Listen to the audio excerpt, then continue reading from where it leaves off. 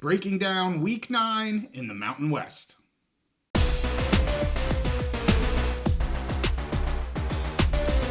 College football is back, and we're back on the Big Mountain. Hey, welcome back to the Big Mountain. I am JY. This is my good friend Steve. We are going to break down Week 9 in the Mountain West. I'm going to go over a few games in a little more detail than the others, give you the scores of all of them. I'm sure you already know them, but we'll start with the highlight reel. The G6 Game of the Year. We actually did a live preview show for this, kind of a last minute. It was fantastic. We had many people come on, some of our mountain dwellers, some new peeps, and it was fantastic. Got me ready for the game, and the game didn't disappoint. You were pumped. I was ready to go. Well, it ends. Boise wins 29-24. I had picked Boise to win this, or picked them at -3.5, so they did cover the spread that I had. Didn't lock them because I figured this would be a tight game, and it was.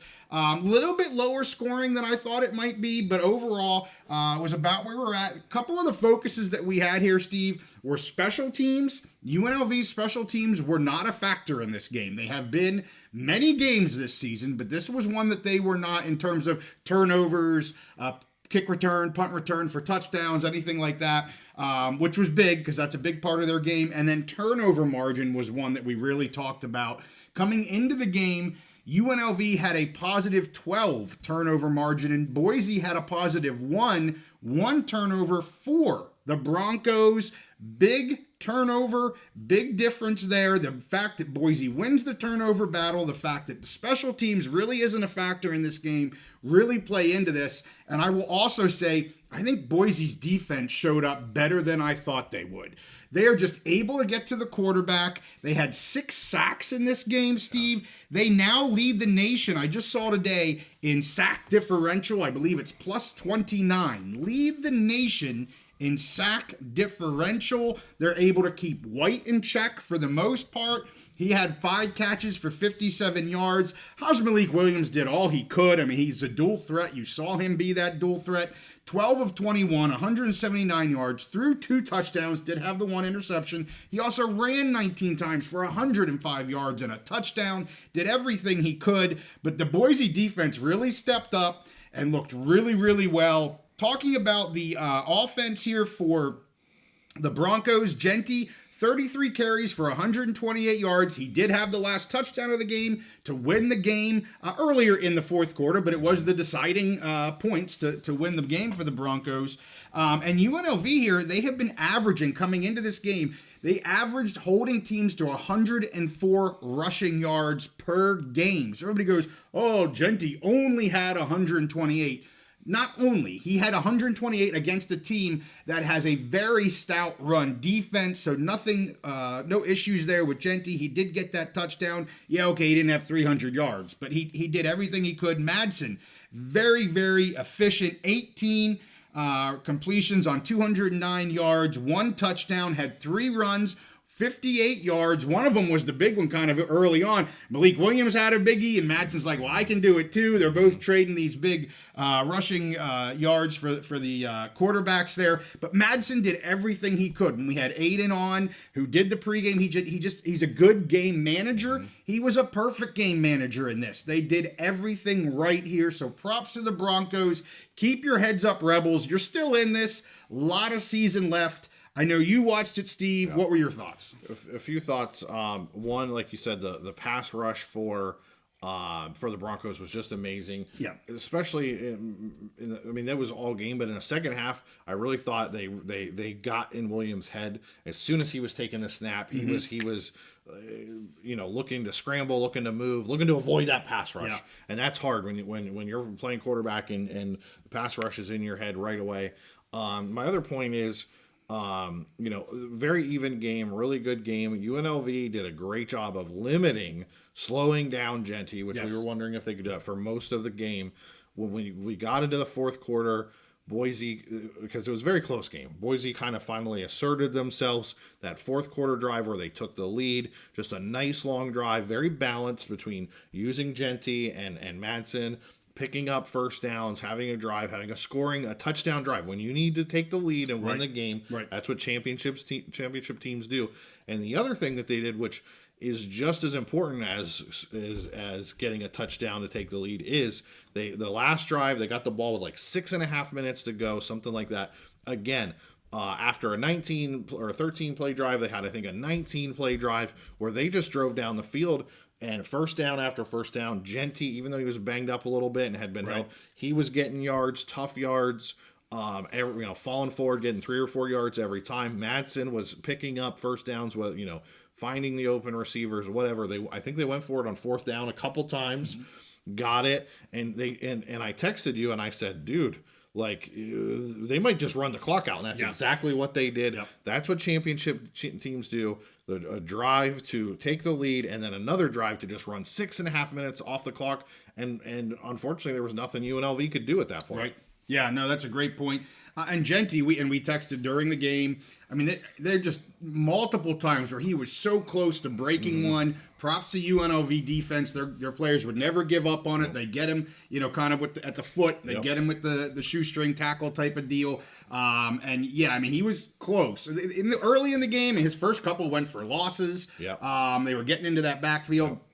As he got more accustomed to UNLV's defense and as they started to scheme things a little bit differently, very close to breaking stuff. But as you said, UNLV able to keep him in check for the most part, and not many teams or any teams have really done that yet this year. And I'll say in the fourth quarter, he completely changed his running style, and he had to because UNLV forced him. He was not looking to break one tackle, stay on his feet. He was looking to fall forward. Sure. When they hit him, he was looking to get that positive 4 yards. So total different playing style than we've seen the rest of the season because UNLV was really one of the first teams to be able to slow him down, limit him. Good point. Well, let's get to another game here. A surprise for me. I went 3 for 3 and 4 on the week. This was a lock that did not hit for me. New Mexico 6. CSU Rams 17. I am blown away by New Mexico only scoring 6 points. So props to the Rams defense. Total yards in this game, New Mexico 453 yards, the Rams 334. So our team had 450 yards of offense and they only score 6 points. A big part of the reason, they had 4 turnovers. Yeah. So 4 turnovers for New Mexico, and that can happen again. We talked about some inexperience, some young, a little bit younger team. Colorado State didn't have any turnovers. And for Colorado State, 17 points, one of their touchdowns came on a punt return. So the offensives here only scored 16 points in the whole game. I think the over-under on this game was around 60 again. I mean, New Mexico came into this game having 50 points or more in 3 straight games. So I can't say enough about this Ram defense holding them to 6 points. You busted my lock here. Couldn't believe it. New Mexico was getting 6.5. They only score 6 points. I don't care who you are. You're going to bust anybody's over-under, or spread pick, not over-under. Spread pick when you hold a team to 6 points. So just blown away by this. Well done, Rams defense. The other one I want to talk about, I watched pretty much all of this game. Utah State versus Wyoming. I knew it was going to be close. It was close. Utah State wins it 27-25 with a walk-off field goal in the final seconds of the game. They did play both quarterbacks as they said they would here in Wyoming. Svoboda ends the game 2 for 7 with 12 passing yards and an interception.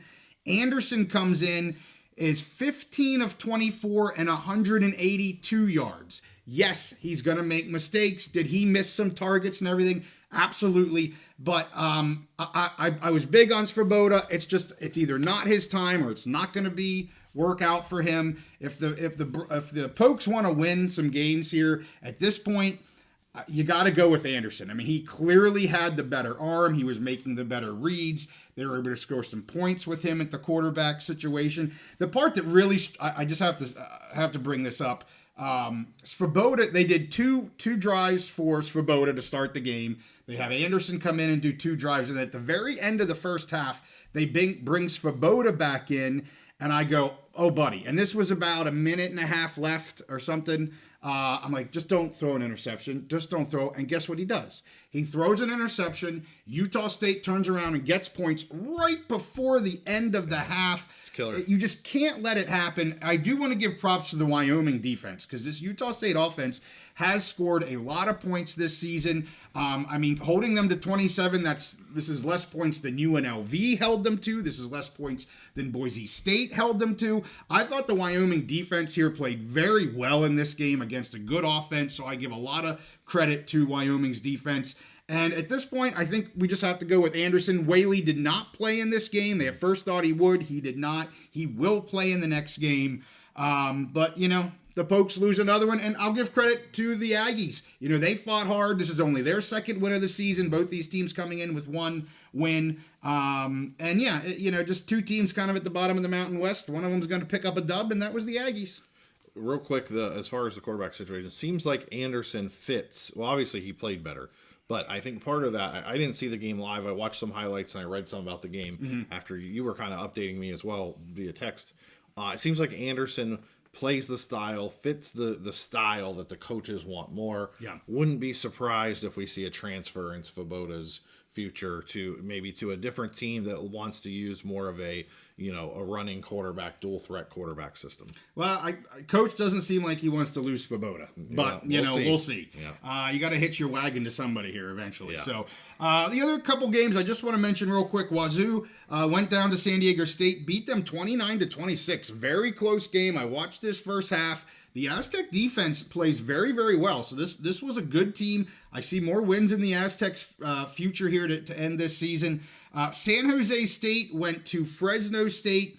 Fresno wins 33-10. Steve, the quarterback issues with San Jose State just continue. They use 3 different quarterbacks in this game. All 3 of them throw at least 1 interception. They end up with 4. They've killed this offense. I put it on X. I'm devastated by what this coaching staff has done to the San Jose State offense. It should have never happened, but here we go. And, I mentioned starting here with Fresno, they may not win another game. And if they just keep digging a bigger hole for their offense, for their quarterbacks especially. And I don't like where this is headed for the Spartans. The last one here, Hawaii, Nevada. Hawaii wins 34-13. Shager with 4 rushing touchdowns. The kid we like to talk about how he can throw the ball. He rushes 4 touchdowns in. And then Lewis did not play for the Wolfpack. We know how awesome he has been this year. Really the driving force behind a lot, at least the offensive side of the ball for the Wolfpack. So Purdy played all the game there for Nevada. So that's where we're at in week 9 of the Mountain West. Well, Hawaii, I always call Hawaii Dr. Jekyll and Mr. Hyde. Yes. You never know which one you're going to get. And you got the good one. I forget which one's the good one, but you got the good one this week. You got the good one this week. And it almost, for this season and for many seasons, it's almost like when they're on their home field, on the island, they play pretty darn good ball. When they have to travel here to the mainland, maybe not so much. Well, when travel's rough, we talked about in the Big Ten, those teams that are crossing multiple time zones. Well, how about when you're Hawaii and you got to cross the massive ocean? Exactly, yeah. Well, that's week 9. Just as a reminder, we do live pick shows every week. We're going to be Tuesday this week. We have to shift from our normal Wednesday evening, so we're going to be Tuesday, 8:30 Eastern, 5:30 Pacific. Would love to have you join us. We'll pick all the week 10 shows in the Mountain West and the Big Ten. Hope to see you there. Make sure you give this one a like and subscribe if you like our content. We'll see you next time on the Big Mountain.